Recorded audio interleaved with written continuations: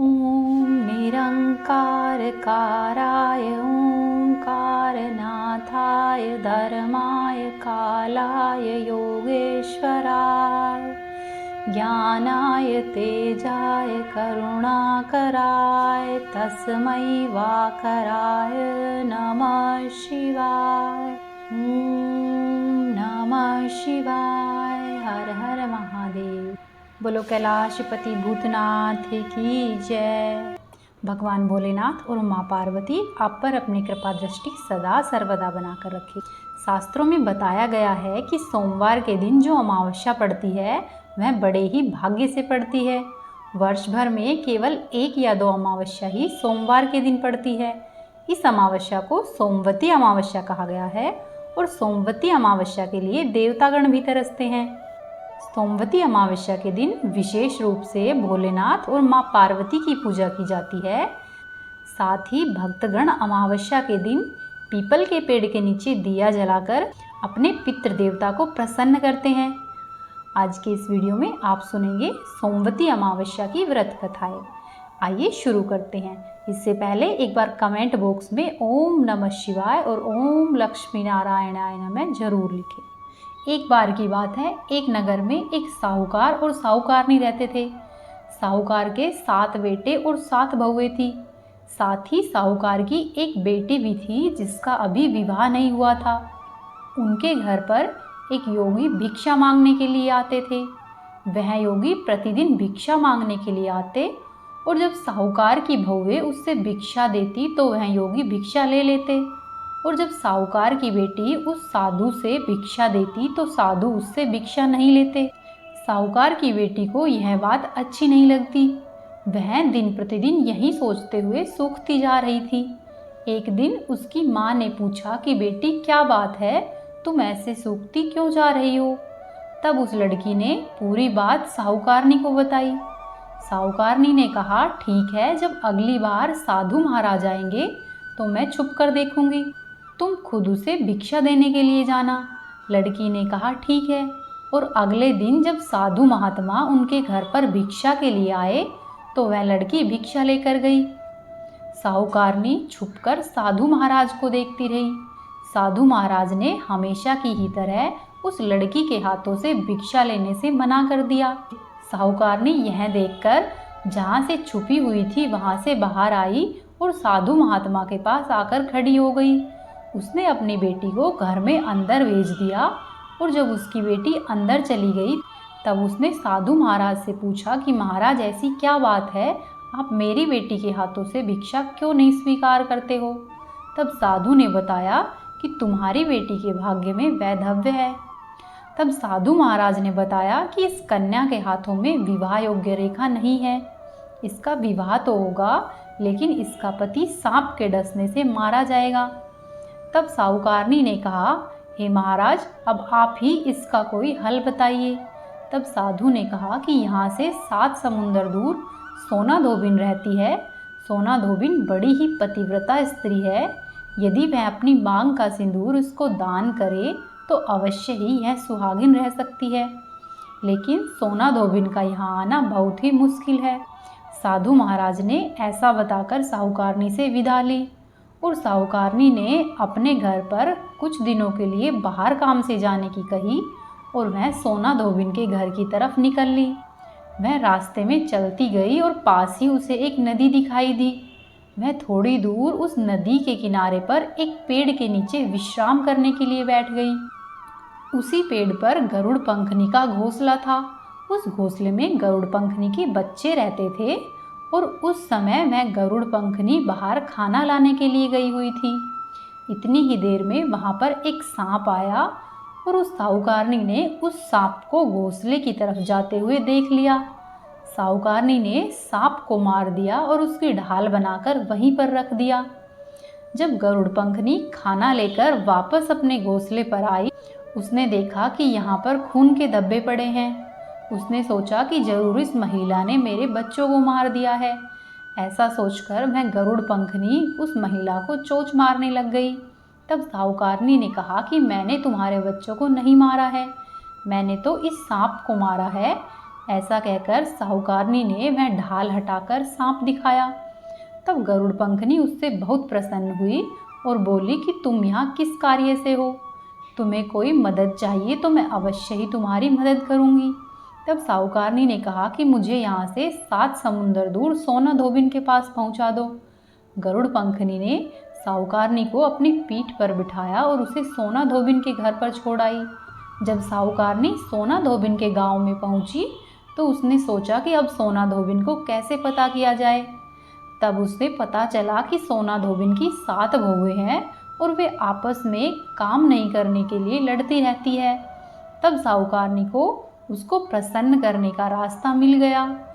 साहूकारनी रोजाना सबके सो जाने के बाद रात में सोना धोबिन के घर जाती और उसके घर पर सारा कार्य करती।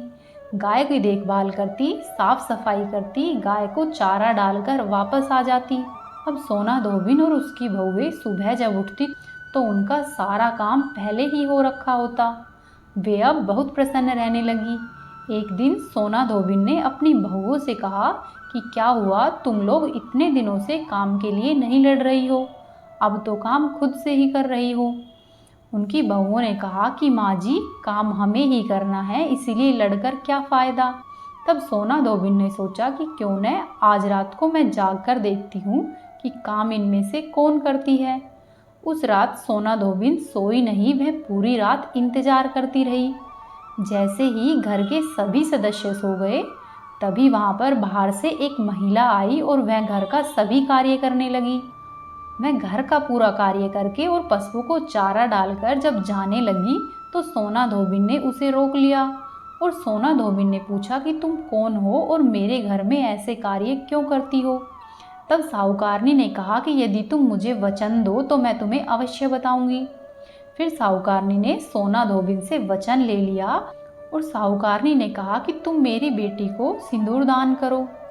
सोना धोबिन उसकी बात मान गई और उसके साथ 7 समुंदर पार जाने के लिए तैयार हो गई।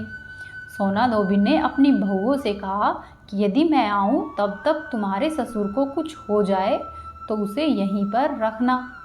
बहुओं ने कहा ठीक है और ऐसा कहकर सोना धोबिन उसके साथ चल दी। साहूकारनी और सोना धोबिन जब उनके घर पर पहुंची तब तक उसकी बेटी का विवाह भी तय हो चुका था। जब बेटी के विवाह का दिन आया तब फेरों के समय सोना धोबिन ने एक कटोरी में उस लड़के के पाँव के पास दूध रखा। जैसे ही वहाँ पर सांप आया तो उसने दूध से भरी हुई कटोरी देखी और वह दूध पीने लग गया। लेकिन उस साहूकारनी का दामाद उस सांप को देखकर हृदयाघात से फिर भी मर गया।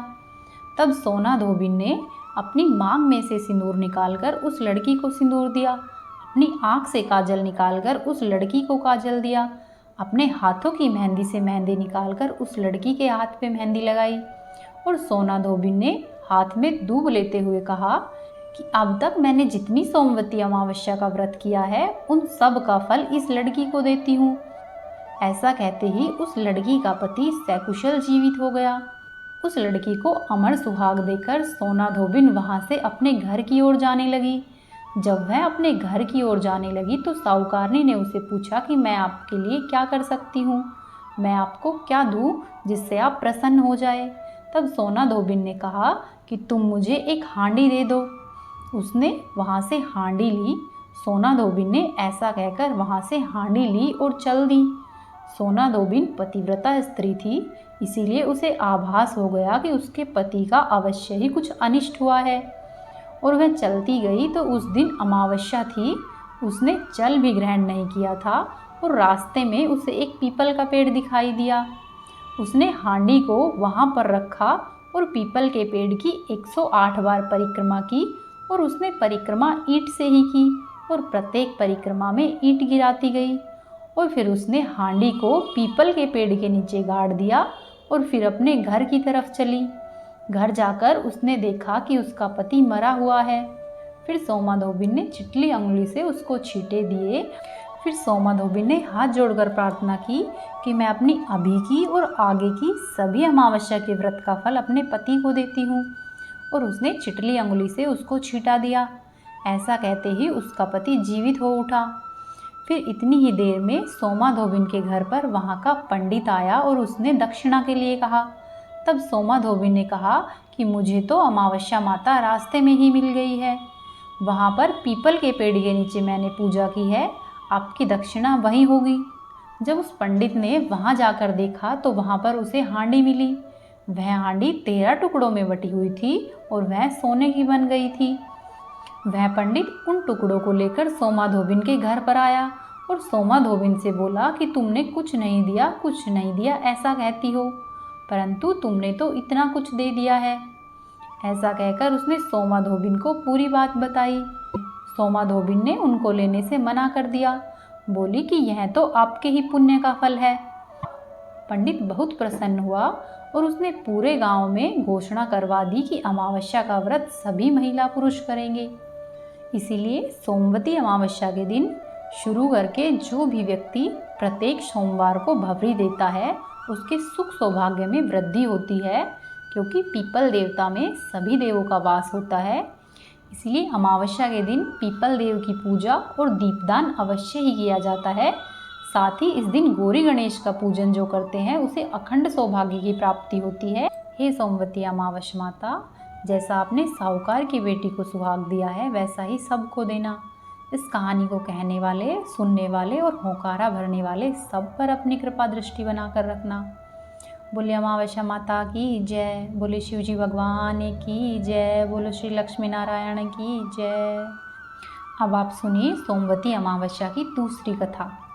एक बार की बात है, एक ब्राह्मण और एक ब्रह्माणी थे। वे दोनों भगवान के भक्त थे। उनके घर में सब वस्तुओं की खूब मौज थी। वो दोनों खूब संपन्न थे, परंतु उनके घर में कोई संतान नहीं थी और संतान नहीं होने के कारण दोनों ही बहुत दुखी रहते थे। एक दिन ब्राह्मण ने अपनी स्त्री से कहा कि मैं वन में तपस्या करने के लिए जा रहा हूँ, और भगवान पर भरोसा करके वह वन में चला गया। जंगल में जाकर उसने कठिन तपस्या की। बहुत से वर्ष बीत गए परंतु भगवान ने उसे दर्शन नहीं दिए। वह इस प्रकार से सोचने लगा कि अब मुझे अपनी जीवन लीला समाप्त कर लेनी चाहिए। इस प्रकार से सोचकर वह पेड़ की डाली पर फांसी का फंदा लगाकर मरने के लिए तैयार हुआ।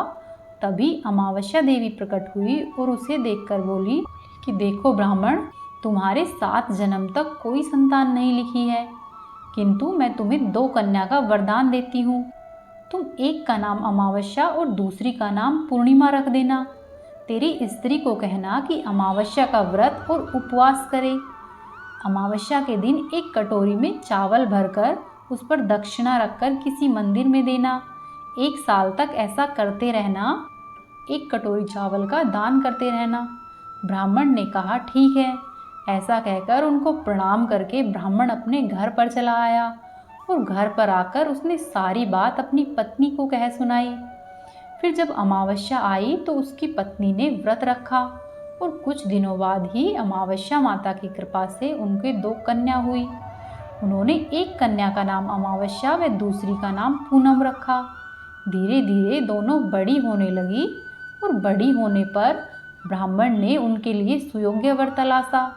ब्रह्माणी बड़ी प्रसन्न हुई कि जितनी गुणवान और रूपवान मेरी पुत्री है उतने ही गुणवान इन्हें वर मिले हैं।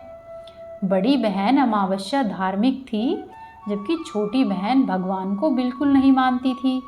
जब विवाह करने के बाद दोनों अपने अपने घर गई तो कुछ दिन दोनों के सुखपूर्वक व्यतीत होने लगे। बड़ी बहन के घर में सब कुछ सुख समृद्धि का भरपूर भंडार था, परंतु कुछ दिनों के बाद ही छोटी बहन पूनम के घर में दुखों का पहाड़ आ पड़ा।